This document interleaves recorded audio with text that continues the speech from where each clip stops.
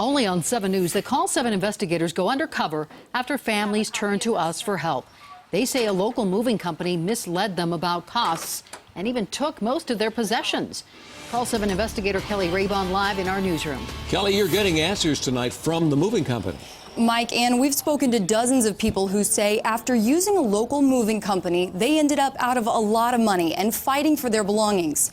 So we went undercover to see this company in action. Hey, I'm Kelly. Nice to meet you.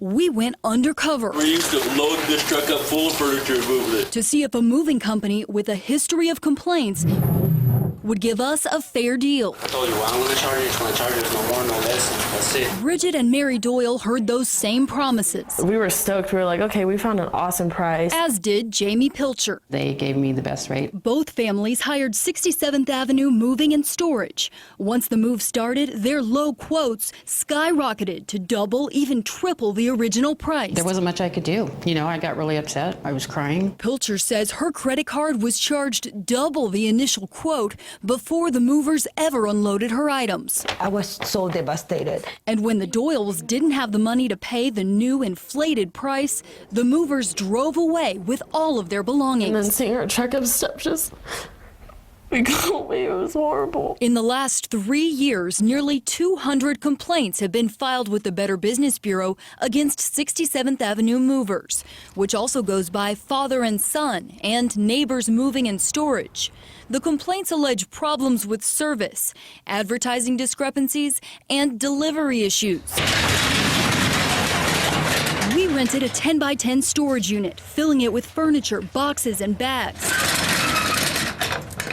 The company agreed to do the move for $267. But on moving day, that quickly changed. Well, the only thing that they don't disclose is the 18%. This goes to the state of Colorado. Basically, that's a tax. The 18% is a tax that goes to the state? Yes, ma'am. An 18% state moving tax that wasn't in our original estimate. Bill Ritter, when he was on it, that's why he signed, and that's why he's on it. Oh, so Bill Ritter put it into effect? Yep. And the wrapping and padding that was promised in the estimate? They like you. We shrink wrap it, they charge $25 per item. A discrepancy they say happens all the time. He's just saying whatever he needs to say to get the sale. They're not telling the people the real truth. When the moving truck arrives at the apartment, they won't unload until we pay our bill, Fill this out for me. including that moving tax. Well, I'm not going to pay for a tax that doesn't exist. Okay, this is the thing. If you don't pay for the tax, I can't unload you. So you're just going to take my stuff? Exactly. That's the way it is. You're just going to drive off with a van full of my furniture and belongings? That's the way it is, ma'am. So the movers closed up the truck and drove away with all of our furniture.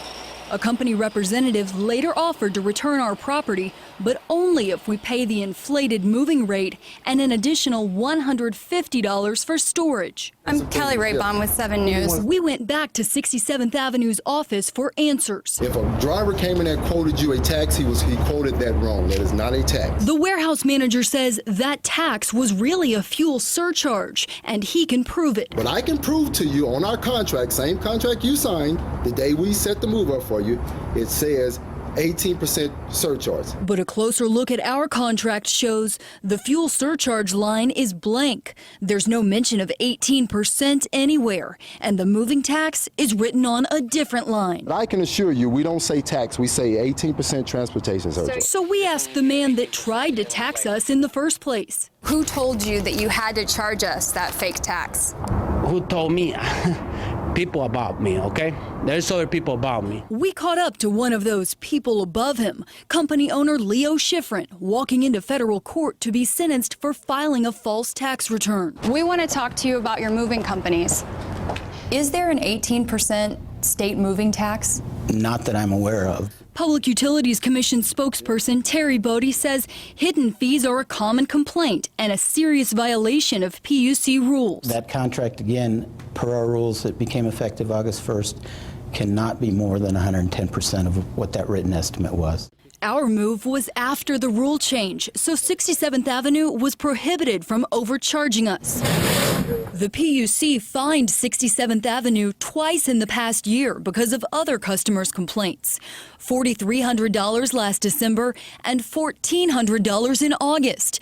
But the company's former customers question if the PUC has done enough about 67th Avenue movers. They should be shut down, and they should, honestly, I believe they should pay back everybody that they've done this to, because it's not fair. They shouldn't be in service. They shouldn't be allowed to move people. So do you think that a fine is really enough? Based on the statutes and the complaints that we have received, we have taken the appropriate action. Leaving former customers warning others to watch out for 67th Avenue movers' big promises of low prices. They're dishonest. They're deceiving. They don't put all of their fees up front. What do you mean they don't disclose that? They basically tell you what you want to hear, that it's going to be cheap to move. It's just a tax. But then in the end, You pay the price. now even though they repeatedly declined requests for an on-camera interview, this afternoon the company issued a statement acknowledging the problems that we uncovered, saying they were due to mismanagement. The company says that some employees were let go and others were retrained. They also promised to refund anyone who was charged that fake moving tax. Live in the newsroom, I'm CALL7 investigator Keli Rabon.